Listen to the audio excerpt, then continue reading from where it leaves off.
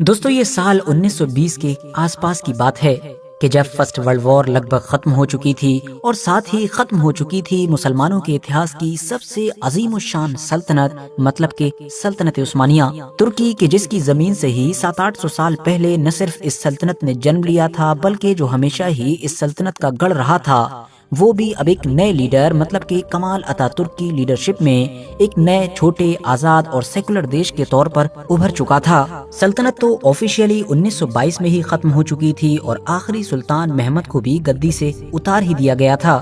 مگر پرابلم یہ تھی کہ اس سلطنت کی گدی پر بیٹھنے والا انسان صرف سلطان ہی نہیں ہوا کرتا تھا بلکہ وہ تو پوری مسلم دنیا کا خلیفہ بھی ہوا کرتا تھا۔ اسی لیے کمال اتاترک کو اس بات کا ڈر تھا کہ اگر سلطنت کی طرح ہی اس خلافت کو بھی یوں ہی ختم کر دیا گیا کہ جو آخری پیغمبر حضرت محمد صلی اللہ تعالی علیہ وسلم کے بعد سے لے کر اب تک لگاتار چلتی ہی آ رہی ہے، تو ممکن ہے کہ پوری مسلم دنیا میں بھوچال آ جائے گا۔ بس اسی خطرے کو بھانپتے ہوئے ہی اتاترک نے سمبولک طور پر ہی صحیح لیکن خلافت کو باقی رکھنے کا فیصلہ کیا اور خلافت کی گدی پر عثمانی خاندان کے ہی ایک انسان کے جو آخری سلطان محمد کے کزن ہوا کرتے تھے، مطلب کہ عبد المجید، ان کو بیٹھا دیا گیا۔ خلیفہ عبد المجید کے جو خود بھی ایک سادہ زندگی گزارنے والے انسان تھے اور جن کے پاس کوئی پاور بھی نہیں ہوا کرتی تھی، مگر اس کے باوجود بھی ترکی کی یہ جو نئی سیکولر اتاترک کی حکومت تھی، یہ ہمیشہ ان کے اوپر نظر رکھا کرتی تھی بلکہ ان کو اپنے لیے خطرہ سمجھا کرتی تھی، اور اس کی وجہ تھی ان کے پاس سمبولک پاور کا ہونا۔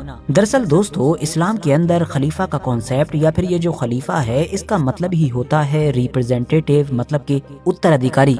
کس کا اترادھیکاری؟ اترادھیکاری آخری پیغمبر حضرت محمد صلی اللہ تعالی علیہ وسلم کا۔ 632 عیسوی مطلب کہ ان کے بعد ان کی جگہ پر پہلے خلیفہ حضرت ابو بکر صدیق کو بیٹھایا گیا تھا، اور تب سے لے کر 20ویں صدی کی شروعات تک مطلب کہ خلیفہ عبد المجید تک لگاتار یہ سلسلہ چلتا ہی آ رہا تھا۔ یہی وجہ ہے کہ خلیفہ کو پوری مسلم دنیا میں حد سے زیادہ رسپیکٹ دی جاتی ہے، اور یہی چیز ہی کمال اتاترک اور اس کی حکومت کے لیے بار بار خطرے کی گھنٹی بجا رہی تھی۔ ایون ایک بار تو اتاترک کی حکومت کے پردھان منتری نے پارلیمنٹ میں کھڑے ہو کر یہ بیان تک دے ڈالا کہ اگر کوئی بھی خلیفہ اس دیش کے فیوچر میں دخل اندازی کرنے کا خیال بھی اپنے دماغ میں لاتا ہے تو ہم اس کا سر کاٹنے میں بالکل بھی دیری نہیں کریں گے۔ ظاہر ہے یہ ڈائریکٹ ایک بڑی دھمکی تھی جو اس خطرے کی وجہ سے ہی دی جا رہی تھی کہ جو یہ حکومت بہت پہلے سے محسوس کر رہی تھی۔ حیرانی کی بات تو یہ ہے کہ یہ لوگ صرف یہیں پر نہیں رکے بلکہ اگلے 5 سے 6 مہینے کے بعد ہی ان لوگوں نے خلیفہ کو دیش سے باہر نکل جانے کا حکم بھی سنا دیا، اور خلیفہ عبد المجید کو ان کی پوری فیملی کے ساتھ ایک ٹرین میں بیٹھا کر یورپ کے مشہور دیش سوئٹزرلینڈ بھیج دیا گیا، اور ساتھ ہی آفیشیلی ختم کر دیا گیا اس خلافت کو بھی کہ جو پچھلے لگ بھگ 1300 سال سے لگاتار قائم تھی۔ خلافت ختم ہو جانے کے بعد وہی ہوا جس کا ڈر تھا، مطلب دنیا بھر کے اندر پائے جانے والے مسلمانوں میں غصہ دیکھنے کو ملا، اور اس پر جو سب سے بڑا ریئیکشن آیا وہ کہیں اور سے نہیں بلکہ انڈیا سے آیا۔ انڈیا کے اندر تو مسلمانوں نے اس کے خلاف باقاعدہ ایک موومنٹ ہی چلا ڈالا جس کو اتہاس میں خلافت آندولن کے نام سے یاد کیا جاتا ہے۔ مسلمانوں کے اس خلافت آندولن کو بھارت کی راجنیتی کے اس دور کے سب سے مشہور انسان مطلب کہ گاندھی جی کا بھی سپورٹ حاصل تھا، اور ہاں، اس خلافت آندولن کو خوب بڑھ چڑھ کر سپورٹ کرنے والا ایک اور انسان کہ جو اس دور میں نہ صرف سب سے امیر ہوا کرتا تھا بلکہ کافی اثر و رسوخ والا بھی ہوا کرتا تھا، وہ کوئی اور نہیں بلکہ حیدرآباد کے مشہور نظام میر عثمان علی خان تھے۔ یاد رہے کہ یہ وہ دور تھا کہ جب حیدرآباد کے نظام میر عثمان علی خان کو دنیا کے سب سے امیر انسان کے طور پر جانا جاتا تھا۔ ان کی امیری، ان کے مال و دولت کے چرچے پوری دنیا میں ہوا کرتے تھے۔ اب کیونکہ وہ نہ صرف دنیا کے سب سے امیر انسان ہی تھے بلکہ کافی اثر و رسوخ والے بھی تھے، اسی لیے دنیا بھر کی حکومتوں کے ساتھ، اس میں بھی خاص طور سے جو مسلم حکومتیں ہوا کرتی تھیں، ان کے ساتھ ان کے گہرے رشتے ہوا کرتے تھے۔ آخری دور میں سلطنت عثمانیہ کے ساتھ بھی ان کے گہرے سمبند تھے۔ یہی وجہ تھی کہ جب 1924 میں آخری خلیفہ عبد المجید کو ان کے اپنے ہی دیش ترکی سے نکال دیا گیا، یورپ کی طرف بھیج دیا گیا، اور وہاں پر پھر انہوں نے اپنی فیملی کے ساتھ فرانس میں رہنا شروع کیا، تو فرانس میں ان کے رہنے وغیرہ کا سارا انتظام میر عثمان علی خان ہی دیکھ رہے تھے۔ جس گھر کے اندر وہ اپنی فیملی کے ساتھ رہا کرتے تھے وہاں پر کرایہ بھاڑا سب کچھ میر عثمان علی خان کی طرف سے ہی دیا جاتا تھا۔ تو دوسری طرف بھارت میں بھی میر عثمان علی خان نہ صرف خلافت موومنٹ کو بڑھ چڑھ کر سپورٹ کر رہے تھے بلکہ خلافت کو بچانے کی ہر ممکن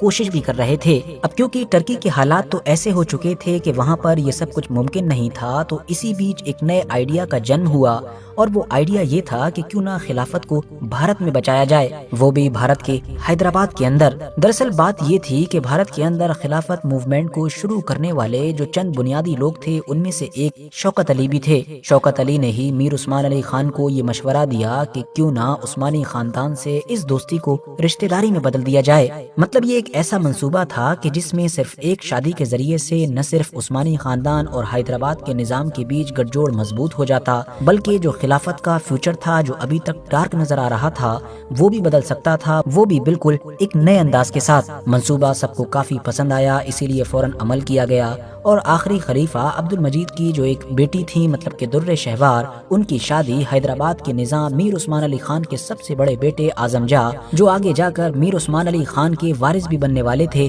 ان کے ساتھ کر دی گئی۔ شادی ہونی تھی، بس پھر کیا تھا، ٹرکی سے لے کر برٹش امپائر کی راجدھانی لندن تک خطرے کی گھنٹی بج گئی۔ ہر طرف اخباروں میں اسی شادی کے بارے میں بات کی جا رہی تھی، اور ٹرکی کی حکومت نے تو اندر ہی اندر لندن میں بیٹھے ہوئے برٹش امپائر کے لیڈرز کو وارننگ دینی بھی شروع کر دی تھی کہ حیدرآباد کے نظام کے گھر پر عثمانیوں کے آخری خلیفہ کی بیٹی کا اس طرح سے ہونا کوئی معمولی بات نہیں ہے، بلکہ برٹین کو اس پر گہری نظر رکھنی چاہیے، کیونکہ وہاں پر خلافت کو زندہ کرنے کی کوشش چل رہی ہے۔ شادی سے کچھ دن پہلے ہی ٹائم میگزین نے تو یہ تک چھاپ دیا تھا کہ شادی کے نتیجے میں جو لڑکا پیدا ہوگا وہ ایک ہی وقت میں نہ صرف نظاموں سے ملنے والی تمام دولت کا بلکہ عثمانیوں سے ملنے والی خلافت کا بھی حقدار ہوگا۔ مطلب یہ کہ اس کو فیوچر میں ایک خلیفہ بھی گھوشت کیا جا سکتا ہے۔ 1933 میں مطلب شادی کے لگ بھگ 2 سال کے بعد اعظم جاہ کی بیوی اور عثمانی خاندان کی شہزادی مطلب در شہوار کے یہاں پر ایک بیٹے کی پیدائش ہوتی ہے، جن کا نام مکرم جاہ رکھا جاتا ہے۔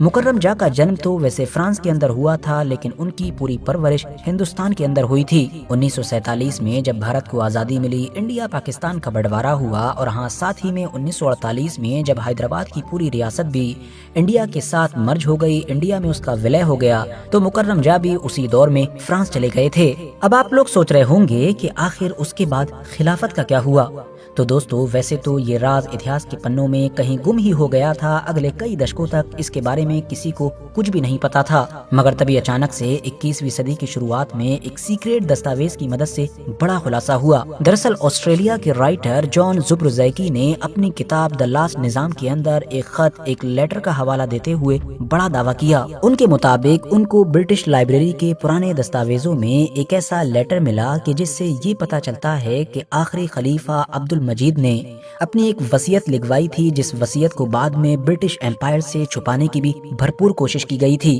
وہ اس لیے کیونکہ انہوں نے اپنے اس وصیت نامے میں آخری خلیفہ کی گھوشنا کی تھی۔ دعوے کے مطابق 1931 میں آخری خلیفہ عبد المجید نے حیدرآباد کے نظام کو ایک خط لکھا تھا، جس میں کلیئرلی انہوں نے یہ لکھا تھا کہ مجھے امید ہے کہ شادی کے نتیجے میں پیدا ہونے والا جو لڑکا ہوگا وہ حیدرآباد کی حکومت اور خلافت کی گدی دونوں سنبھالے گا۔ اب ساتھیوں مطلب یہ بنتا ہے کہ آخری خلیفہ عبد المجید اور حیدرآباد کے سب سے امیر نظام مطلب کہ میر عثمان علی خان نے مل کر خلافت کو نہ صرف دوبارہ سے زندہ کرنے کی کوشش کی تھی، بلکہ وہ بھی بھارت کے خاص علاقے مطلب کہ حیدرآباد کے علاقے سے۔ اور تو اور انہوں نے تو یہ بھی وصیت کی تھی کہ آخری خلیفہ مطلب کہ ان کو خود کو مرنے کے بعد کہیں اور نہیں بلکہ ہندوستان میں دفنایا جائے۔ ظاہر ہے شاید یہ بھی اسی لیے تھا تاکہ خلافت کو حیدرآباد کے علاقے سے زندہ کرنے کا جو ان کا پلان ہے اس کو اور بھی آسانی کے ساتھ یقینی بنایا جا سکے، کیونکہ آخری خلیفہ کی قبر کے ہندوستان میں ہونے کا مطلب کیا ہو سکتا ہے یہ آپ لوگ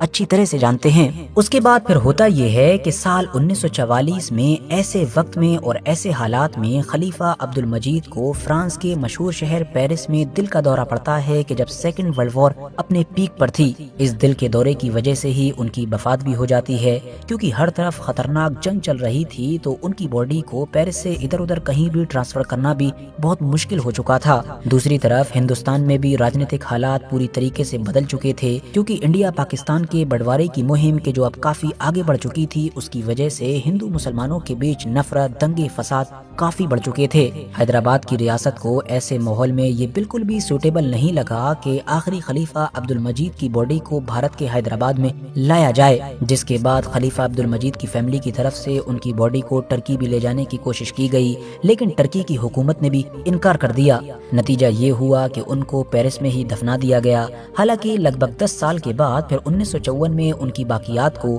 وہاں سے ٹرانسفر کر کے سعودی عربیہ کے مدینہ شہر لے جایا گیا اور آج ان کی قبر وہیں پر موجود ہے۔ لیکن ایک منٹ، مسلم اتہاس کے سب سے آخری خلیفہ عبد المجید کا جو مقبرہ ہے وہ تو ہندوستان میں بھی موجود ہے۔